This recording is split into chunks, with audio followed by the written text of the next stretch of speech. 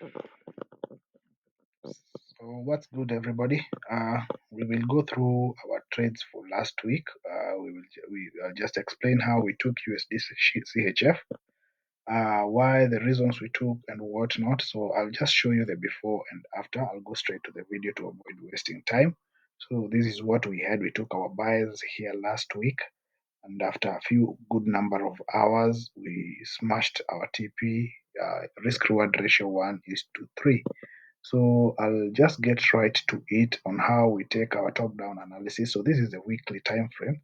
As you can see from the weekly time frame, allow me not to delete things and keep them as they are because I'm still using these setups as they are. So as you can see, we are having reactions to these particular zones. Okay, on the weekly here, we had above, we had a very significant buy, and below, we've had sells for a couple of months. Okay, so we came back to retest this zone that I will explain more even on the D1 and the H4 to keep it as brief, quick, and informative as possible. Okay, so this is the zone that we've just seen. Above we buy, above we buy, above we buy, we buy. And remember, we are looking at the daily time frame. So this is a very strong and significant zone. Then you can see the number of touches that we have when the sellers are coming in.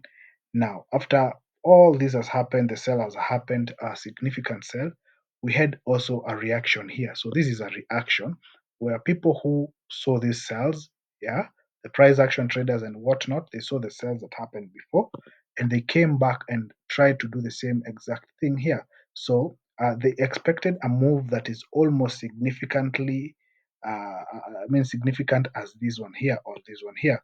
So they expected a very heavy move, but unfortunately, they failed. The move failed. Not it didn't happen as they expected. Now, when a move fails, we call that a trap. That people have been trapped. They took the sales here, and most of them had their take profits around these lows here. So as you can see here again, they tried and gave us a bearish candle, not an engulfing one, but a bearish candle, which then after all these orders had been trapped, let me just assume I was a seller here. I took my sales around here, maybe waited for an engulfing candle in the hourly time frame, had my stop losses here, maybe something of this sort, a 1:2, somewhere around there, okay?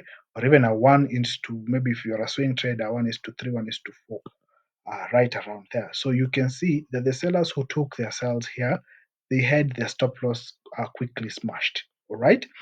Now, after we saw this kind of reaction in this place, this is where we get interested in the market because we need to see that people have been trapped. They say that if you cannot see liquidity, you are the liquidity in the market. So after this kind of breakout here on the daily time frame, I had to wait for the daily because it gives me a little bit more of confirmation to my entries and gives me a solid entries. Okay, so down to the 4-hour time frame. So I came down to the 4-hour time frame, and now I'm seeing the reactions even better. As you can see, this was actually a very significant move for the scalpers, the intraday traders. This was a very significant move. Then again, they came and tried to create another move somewhere around here, maybe to replicate this one, but it failed. Now, when you look at the H4, because things now have gotten a little bit clear, you'll notice that we are failing to break these particular lows here, these lows here.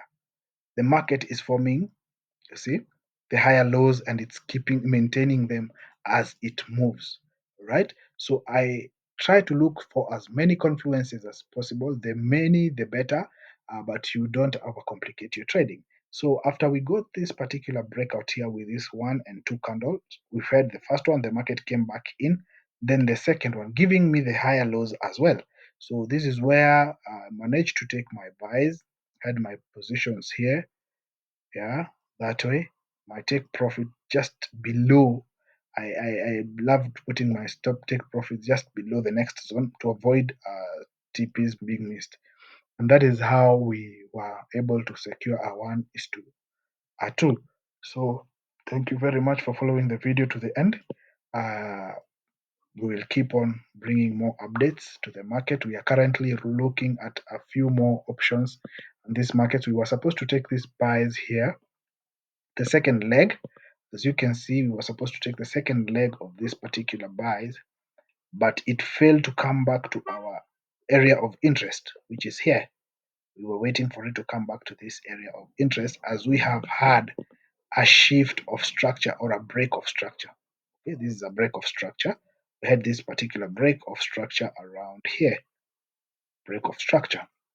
So we were waiting for a significant pullback to this area, maybe take our first entries here and our second entries here, stop loss below this zone here, and expect a rally, probably at least to 3/4 of where this move came from. So this is how our structure would have looked like, right? So maybe assuming we took one here, let's use this one here with a stop loss around 37 pips, yeah, 37 pips, TP of around 70 something, 70 pips, 1:2, quick 1:2. And there's a very high chance this will happen. The market will come back for us. We were supposed to enter here, but we failed. So we're waiting for London session tomorrow, and so that we may take this price and rally towards the upside. So thank you for following through to the last thing. I will keep updating more videos. Please like, share, and subscribe.